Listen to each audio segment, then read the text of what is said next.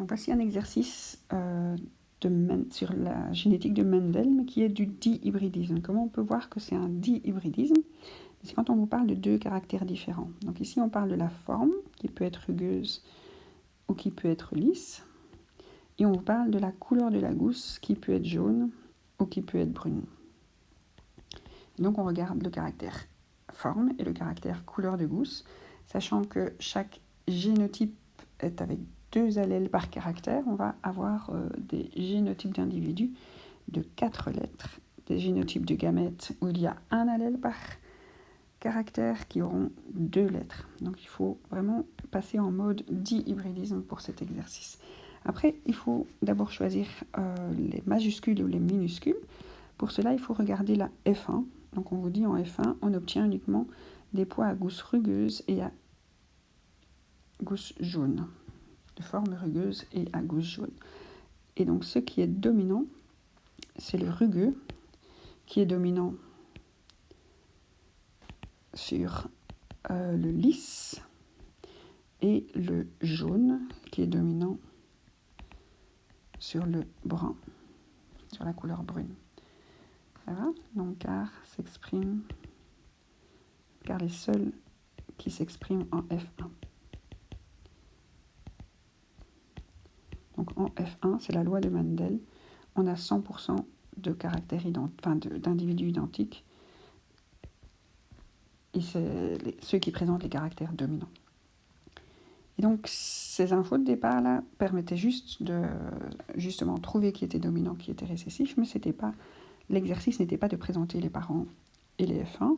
Donc ce qu'on demandait, c'est si jamais on croise les F1 entre eux, donc les F1 sont les hybrides de première génération, on demande combien seront de quel phénotype si on a 1300 plants. Alors les F1, c'est des hybrides, donc c'est croisement des hybrides. Donc c'est ceux qui ont reçu d'un parent un allèle, de l'autre parent l'autre allèle. Pareil pour chacun des caractères. Donc on croise des doubles hétérozygotes quand on croise des F1. Alors si on s'amuse à faire tous les gamètes, tous les carides punettes et tout ça, on a énormément de cases à remplir, parce qu'il y a 4 gamètes différents, fois 4 gamètes différents, on a 16 combinaisons possibles, mais il y a un rapport de ces 16 descendants qu'il fallait connaître par cœur. Donc il y a toujours 9, 3 et 1 sur 16 descendants. Mais ici, on vous propose de le faire pour 1300 descendants. Et donc, vous faisiez un petit calcul et vous trouviez qu'il y avait 731, 244, 244 et 80. Alors, plus ou moins, parce qu'il y avait des virgules. Et on peut essayer de tomber juste. Il y en a qui l'ont fait. Et donc, comment est-ce qu'on fait ce calcul? Pour obtenir le 81, mais on fait 1300 divisé par 16 fois 1. Ici, on fait 1300 divisé par 16 fois 3. Et là, on fait 1300 divisé par 16 fois 9. Ou on fait comme ça, fois 3 fois 9. Il y a plusieurs façons de trouver son petit arithmétique. Et donc, les rapports des phénotypes en F2, quand on fait du dihybridisme, c'est toujours 9, 3, 3, 1. Alors, 9 quoi, 3, 3 de quoi et 1 de quoi. Mais en fait, les 9 les plus présents, c'est ceux qui sont doubles dominants. Mais il fallait préciser lesquels. Donc ici, les doubles dominants, c'est ceux qui étaient rugueux et jaunes. Après, les 3 et 3, c'est quand vous avez un caractère dominant et un récessif. Et l'inverse, un récessif, un dominant. Donc ceux-là, c'était les rugueux et bruns. Chaque fois que vous avez 16 descendants, il y en a 3 qui seront comme ça. Alors les autres 3, c'était les bruns, les lisses et jaunes, ou un caractère dominant et un caractère récessif, mais l'autre. Et le 1, seul sur 16, c'est celui qui est double récessif pour les phénotypes. Alors le double récessif, c'est lisse et brun. Voilà pour répondre à la première question. Il fallait savoir les proportions classiques de F2. Alors la deuxième question, c'est un croisement qui s'appelle un croisement test en fait, même si ce n'est pas précisé comme ça. On vous demande de croiser ceux de F1, donc je rappelle ce sont les hybrides qui ont reçu un caractère différents de chacun des parents lignée pure, et on les croise avec un individu récessif. Alors l'individu récessif, c'est justement celui qu'on a obtenu en un seul exemplaire, celui qui a tous les allèles récessifs pour pouvoir exprimer les caractères récessifs. Donc le F1 fois un récessif, c'est ce croisement-là qu'on demande de détailler. Donc ici, c'est le génotype de ces personnes. Le phénotype, les hybrides, ils seront rugueux et jaunes, 100%. Et le récessif, il sera lisse et brun, puisqu'il n'a que ce caractère-là. Il peut enfin s'exprimer, le récessif, quand il est homozygote. Les gamètes de l'hybride de première génération, il y a beaucoup de combinaisons.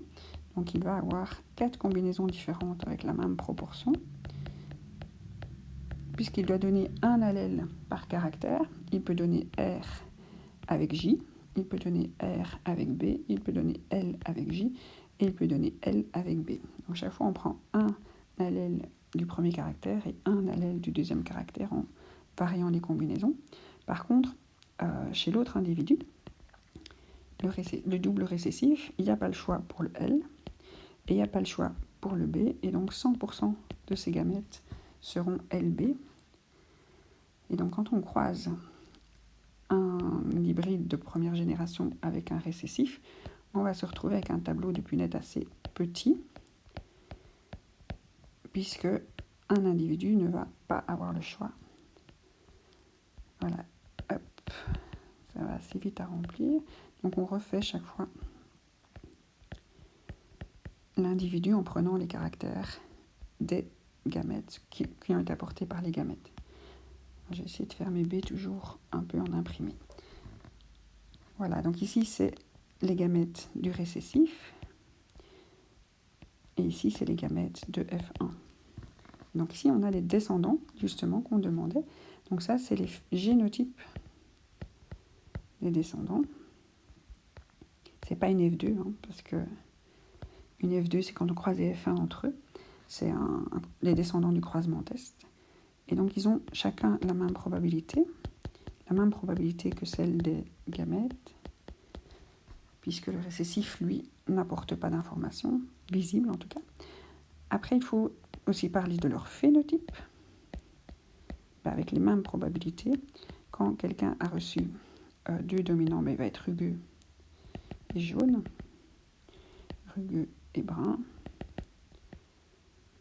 lisse et jaune, et lisse et brun. Donc on retrouve à nouveau les 4 phénotypes possibles, mais dans le cas d'un croisement test, on a des proportions 25%, 25%, 25%, 25%, alors que dans les croisements de F1 avec F1, on avait les proportions 9, 3, 3, 1. Alors il reste une petite question de théorie. Un père transmet à toutes ses filles un caractère lié à X, dominant ou récessif. Alors il fallait justifier ça par un couple, donc monsieur, madame et leurs enfants, une fille et un garçon, ou un garçon et une fille. Voilà. Alors si le père transmet à toutes ses filles,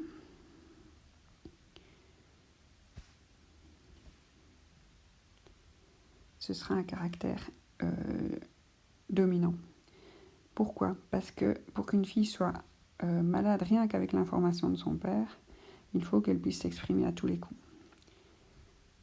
Donc la réponse est dominant, donc car le père donne un des deux X de la fille, si transmet la maladie, elle est dominante. Voilà. Donc il fallait peut-être préciser que le père était malade. Il transmet à toutes ses filles, donc malade, un caractère lié à X dominant. Alors il y avait une autre question encore, c'était une mère cette fois-ci. Transmet à tous ses garçons. Alors la même question, un dominant ou récessif. Alors il fallait faire le même genre de couple, donc un père, une mère, une fille et un garçon. Alors une mère transmet à son garçon à tous les coups, comme la mère, elle transmet chaque fois un X, elle n'a que ça, et on dit qu'elle transmet à tous ces garçons, si on veut que si tous ces garçons doivent être malades, il faut que les 2 X de la mère soient malades, sinon le garçon aura des chances de s'en tirer. Et donc c'était récessif, car la mère peut donner un X ou l'autre si tous les garçons sont malades. Elle doit avoir 2 X porteurs. Et donc, pour être sûr de ça, il faut que ce soit un caractère récessif. Si c'était une maladie dominante, elle pourrait avoir à côté un caractère sain, et donc avoir certains garçons non malades.